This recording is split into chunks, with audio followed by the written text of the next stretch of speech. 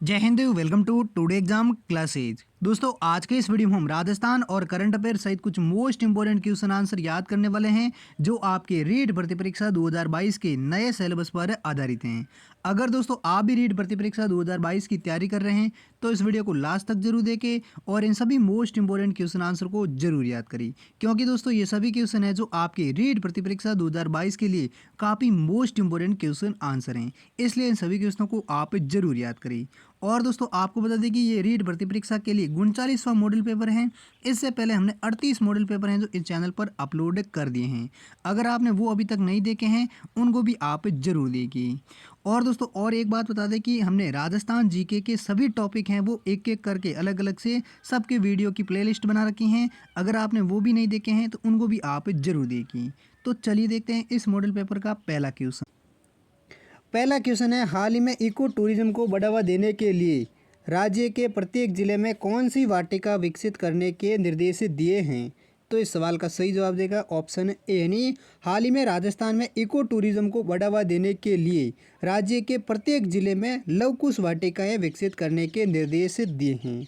और इन लवकुश वाटिकाओं को विकसित करने के लिए 2-2 करोड़ रुपए की लागत राशि भी स्वीकृत की गई हैं। अगला नेक्स्ट दूसरा क्वेश्चन है, वर्तमान में राजस्थान कौशल एवं आजीविका विकास निगम के अध्यक्ष एवं प्रबंधक निदेशक कौन बने हैं?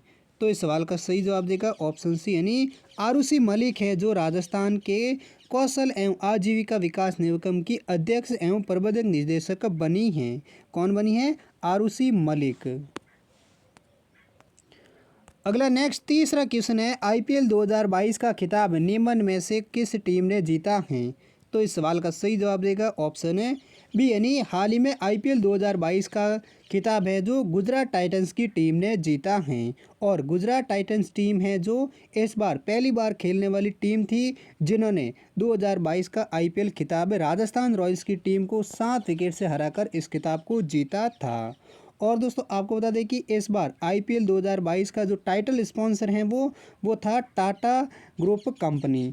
और इस बार आईपीएल का ये 15वां सीज़न था और आईपीएल की शुरुआत है वो 2008 में हुई थी और अब 2022 में इसका 15वां सीज़न था जिसका विजेता बना है गुजरात टाइटंस की टीम। और गुजरात टाइटंस की टीम है जो आईपीएल के खिताब जीतने वाली ये 6ठी टीम बनी है। अगला नेक्स्ट चौथा क्वेश्चन है, मई 2022 में राजस्थान आर्किटेक्चर फेस्टिवल का उद्घाटन किस शहर में किया गया? तो इस सवाल का सही जवाब देगा ऑप्शन ए, यानी हाल ही में राजस्थान के मुख्यमंत्री अशोक गहलोत जी हैं जिन्होंने जयपुर शहर में इंडियन इंस्टीट्यूट ऑफ आर्किटेक्चर के राजस्थान चैप्टर की ओर से आयोजित राजस्थान आर्किटेक्चर फेस्टिवल का उद्घाटन किया गया है। कहाँ पर? जयपुर शहर में। और ये राजस्थान आर्किटेक्चर फेस्टिवल किसके द्वारा आयोजित किया जाता है? ये किया जाता है इंडियन इंस्टीट्यूट ऑफ आर्किटेक्चर के द्वारा। नेक्स्ट अगला छठा क्वेश्चन है, राजस्थान में सर्वाधिक शुष्क कृषि तीव्रता वाले जिले कौन से हैं? तो इस सवाल का सही जवाब देगा ऑप्शन बी, यानी राजस्थान में सर्वाधिक शुष्क कृषि तीव्रता वाले जैसलमेर और बाड़मेर जिले हैं। नेक्स्ट अगला 7वां क्वेश्चन है, बिलों का प्रसिद्ध लोकगीत जिसे स्त्री पुरुष साथ मिलकर गाते हैं वह कौन सा है? तो इस सवाल का सही जवाब देगा ऑप्शन बी, यानी बिलों का प्रसिद्ध लोकगीत हमसीडो है जो पुरुष और स्त्री साथ मिलकर गाते हैं। कौन सा लोकगीत? हमसीडो लोकगीत। नेक्स्ट अगला 8वां क्वेश्चन है, भारत के संविधान में मताधिकार की आयु कौन से संविधान संशोधन के बाद 21 से घटाकर 18 वर्ष की गई? तो इस सवाल का सही जवाब देगा ऑप्शन सी, यानी भारतीय संविधान के 61वें संविधान संशोधन के तहत मताधिकार की जो आयु है वो 21 साल से घटाकर 18 वर्ष की गई थी। कि संविधान संशोधन के तहत 61वें संविधान संशोधन के तहत। नेक्स्ट अगला 9वां क्वेश्चन है, आमेर के शासक द्वारा 1818 में ईस्ट इंडिया कंपनी के साथ सहायक संधि की थी? तो इस सवाल का सही जवाब देगा ऑप्शन डी, यानी सवाई जगत सिंह द्वितीय हैं जिन्होंने 1818 में ईस्ट इंडिया कंपनी के साथ सहायक संधि की थी। किस शासक ने? आमेर के सवाई जगत सिंह द्वितीय ने। अगला 10वां क्वेश्चन है, भारतीय संविधान की एकल नागरिकता की अवधारणा किस देश से की संविधान से ली गई है? तो इस सवाल का सही जवाब देगा ऑप्शन डी यानी भारतीय संविधान में एकल नागरिकता की अवधारणा यानी ब्रिटिश संविधान यानी अर्थात इंग्लैंड देश से ली गई है। नेक्स्ट अगला 11वां क्वेश्चन है, जयपुर के चाकसू गांव में शीतला माता का मंदिर किसने बनवाया था? तो इस सवाल का सही जवाब देगा ऑप्शन ए यानी सवाई माधो सिंह है जिन्होंने जयपुर के चाकसू गांव में शीतला माता देवी का मंदिर बनवाया था। और शीतला माता देवी को चेचक की देवी के नाम से भी जाना जाता है। किस देवी के नाम से? चेचक की देवी के नाम से, जिनका मंदिर है वो कहाँ पर है? जयपुर के चाकसू गांव में, जिनका निर्माण सवाई माधो सिंह ने करवाया था। नेक्स्ट अगला 12वां क्वेश्चन है, लोकसभा का कोई भी सत्र किसके आदेश से स्थगित किया जा सकता है? तो इस सवाल का सही जवाब देगा ऑप्शन बी यानी लोकसभा का कोई भी सत्र राष्ट्रपति के आदेश से स्थगित किया जा सकता है।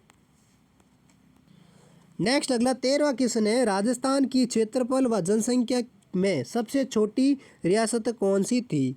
तो इस सवाल का सही जवाब देगा ऑप्शन सी यानी शाहपुरा रियासत है जो राजस्थान की क्षेत्रफल व जनसंख्या की दृष्टि से सबसे छोटी रियासत थी। जबकि जनसंख्या में सबसे बड़ी कौन सी थी? वो थी जयपुर। और क्षेत्रफल में कौन सी थी? जोधपुर। अगला नेक्स्ट 14वां क्वेश्चन है, भारत की पूर्वी सीमा पर म्यांमार से लगी पर्वत श्रृंखला कौन सी है?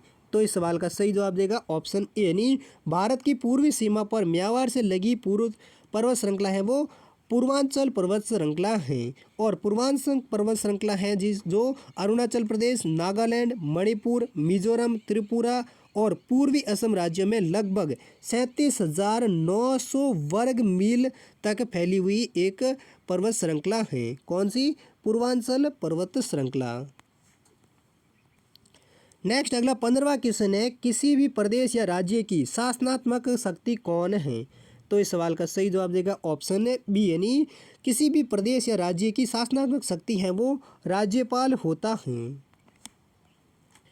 नेक्स्ट अगला 16वां क्वेश्चन है, निम्नलिखित में से किस शहर में मार्च 1919 में खिलाफत कमेटी का गठन किया गया था? तो इस सवाल का सही जवाब देगा ऑप्शन ए यानी मुंबई शहर में मार्च 1919 में खिलाफत कमेटी का गठन किया गया था, जो वर्तमान में मुंबई के नाम से और पहले बम्बई के नाम से जाना जाता था। और खिलाफत आंदोलन 1919 में भारतीय मुसलमानों द्वारा शुरू किया गया एक आंदोलन था।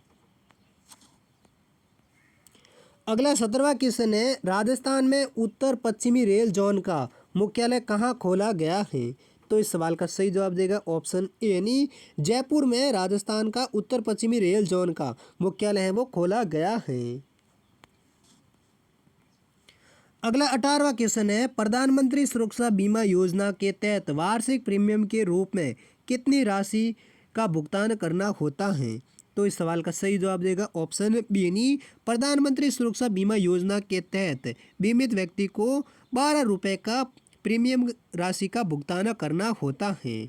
और दोस्तों इस योजना के तहत बीमित व्यक्ति की दुर्घटना में मृत्यु या पूरी तरह से विकलांग होने पर 2 लाख रुपए का मुआवजा मिलता है। किस योजना के तहत? प्रधानमंत्री सुरक्षा बीमा योजना के तहत, जिसको वार्षिक प्रीमियम के रूप में 12 रुपये का भुगतान करना होता है। अगला नेक्स्ट 19वां क्वेश्चन है, राजस्थान ने अपनी नवीन पर्यटन नीति को कब घोषित किया है? तो इस सवाल का सही जवाब देगा ऑप्शन बी यानी राजस्थान ने अपनी नवीन पर्यटन नीति है वो 4 जून 2015 को घोषित की है। जबकि दोस्तों प्रथम पर्यटन नीति है वो राजस्थान ने 24 सितंबर 2001 में घोषित की थी। अगर दोस्तों ऐसे पूछे कि राजस्थान ने अपनी प्रथम पर्यटन नीति कब घोषित की, तो हो जाएगा आंसर 24 सितंबर 2001 को। और नवीन पर्यटन नीति का पूछे तब जवाब हो जाएगा 4 जून 2015 को। नेक्स्ट अगला 20वां क्वेश्चन है, खानवा का युद्ध राणा सांगा और किसके बीच लड़ा गया था? तो इस सवाल का सही जवाब देगा ऑप्शन है सी यानी खानवा का युद्ध है वो राणा सांगा और बाबर के मध्य 16 मार्च 1527 में लड़ा गया था। कब लड़ा गया था? 1527 में खानवा का युद्ध राणा सांगा और बाबर के मध्य, जो आगरा से 35 किलोमीटर दूर खानवा गांव में लड़ा गया था। नेक्स्ट अगला 21वां क्वेश्चन है, मेवाड़ राज्य प्रजामंडल की स्थापना कब और किसके द्वारा की गई? तो इस सवाल का सही जवाब देगा ऑप्शन सी, यानी 24 अप्रैल 1938 को मेवाड़ राज्य प्रजामंडल की स्थापना है वो बलवंत सिंह मेहता द्वारा की गई थी। कब की गई थी? 24 अप्रैल 1938 को। और किसके द्वारा मेवाड़ राज्य की प्रजामंडल की थी? बलवंत सिंह मेहता के द्वारा।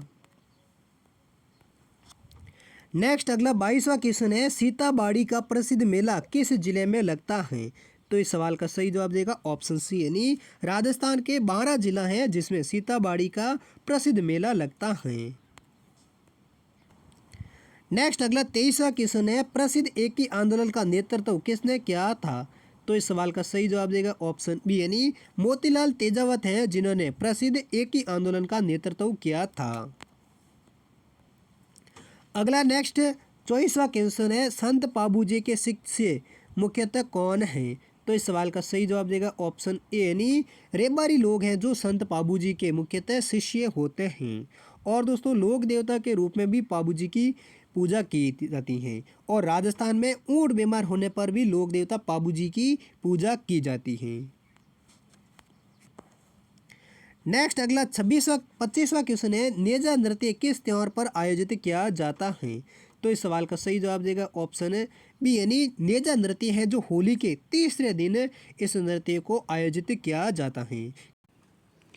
अगला नेक्स्ट 26वां क्वेश्चन है, राजस्थान का मध्यवर्ती संभाग कौन सा है? तो इस सवाल का सही जवाब देगा ऑप्शन बी, यानी राजस्थान का अजमेर संभाग है जो मध्यवर्ती संभाग हैं। कौन सा संभाग? अजमेर संभाग जो मध्यवर्ती संभाग माना जाता है। नेक्स्ट अगला 27वां क्वेश्चन है, भारत और श्रीलंका के बीच कौन सी खाड़ी स्थित हैं? तो इस सवाल का सही जवाब देगा ऑप्शन सी, यानी भारत और श्रीलंका के बीच मन्नार की खाड़ी हैं वो स्थित हैं। नेक्स्ट अगला 28वां क्वेश्चन है, निम्न में से ज्ञानपीठ पुरस्कार किस क्षेत्र से संबंधित हैं? तो इस सवाल का सही जवाब देगा ऑप्शन ए, यानी ज्ञानपीठ पुरस्कार हैं वो साहित्य क्षेत्र से संबंधित हैं। यानी साहित्य के क्षेत्र में ज्ञानपीठ पुरस्कार दिया जाता है। और ज्ञानपीठ पुरस्कार हैं वो 1961 में शुरू किया गया था। अगला नेक्स्ट 29वां क्वेश्चन है, कंचनजंगा पर्वत शिखर भारत के किस राज्य में स्थित हैं? तो दोस्तों इस सवाल का सही जवाब कौन सा है ये आप कमेंट सेक्शन में लिखकर जरूर बताइए। यानी कंचनजंगा पर्वत शिखर भारत के किस राज्य में स्थित हैं? ऑप्शन है राजस्थान, गुजरात, महाराष्ट्र, सिक्किम। इन चारों ऑप्शनों में से कौन सा ऑप्शन सही है ये आप कमेंट सेक्शन में लिखकर जरूर बताइए। अगला नेक्स्ट 30वां क्वेश्चन है, महात्मा गांधी जी ने साबरमती आश्रम की स्थापना कब की थी? तो इस सवाल का सही जवाब देगा ऑप्शन ए, यानी महात्मा गांधी जी ने 1916 ईस्वी में साबरमती आश्रम की स्थापना की थी। नेक्स्ट अगला 31वां क्वेश्चन है, राष्ट्रपति किसकी सलाह पर लोकसभा को उसकी अवधि की समाप्ति से पहले भंग कर सकता है? तो इस सवाल का सही जवाब देगा ऑप्शन सी, यानी भारत का राष्ट्रपति प्रधानमंत्री की सलाह पर लोकसभा को उसकी अवधि समाप्ति से पहले ही भंग कर सकता है।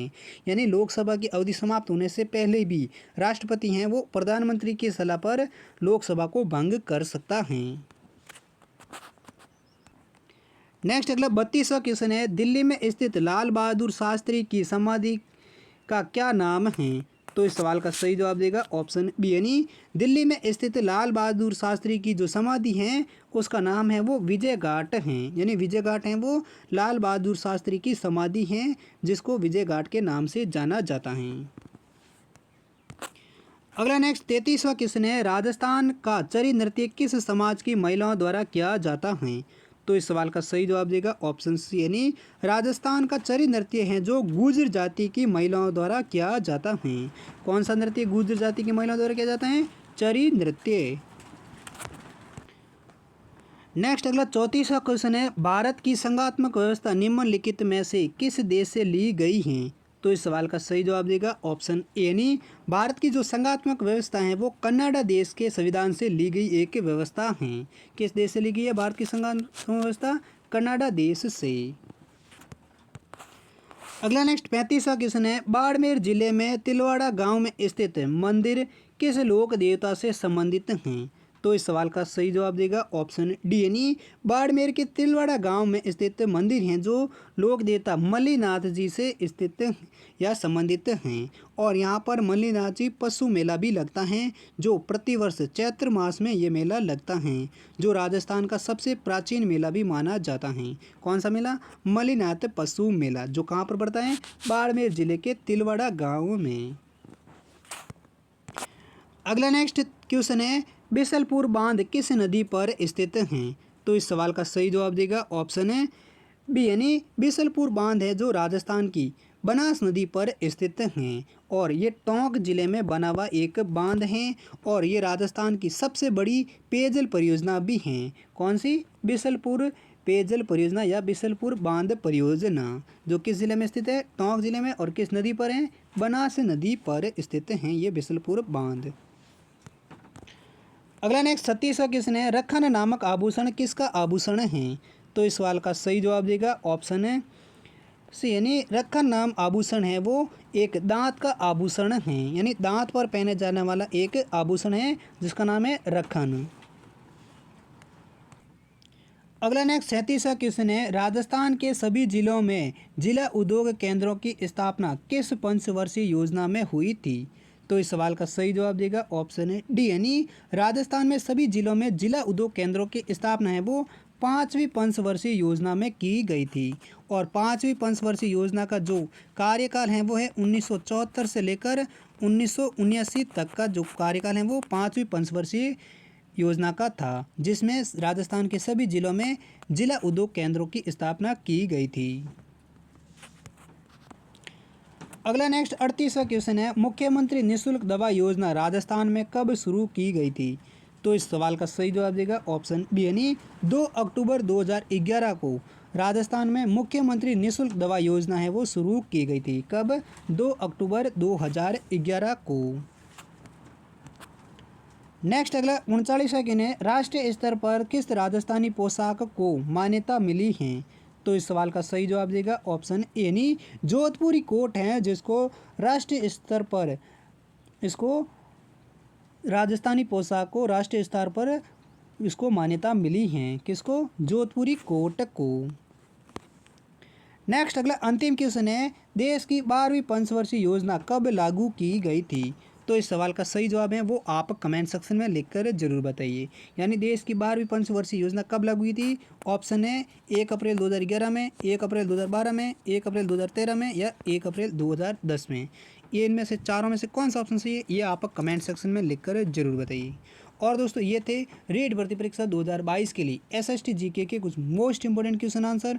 उम्मीद करता हूँ ये सभी क्वेश्चन आपको अच्छे से याद हो गए होंगे।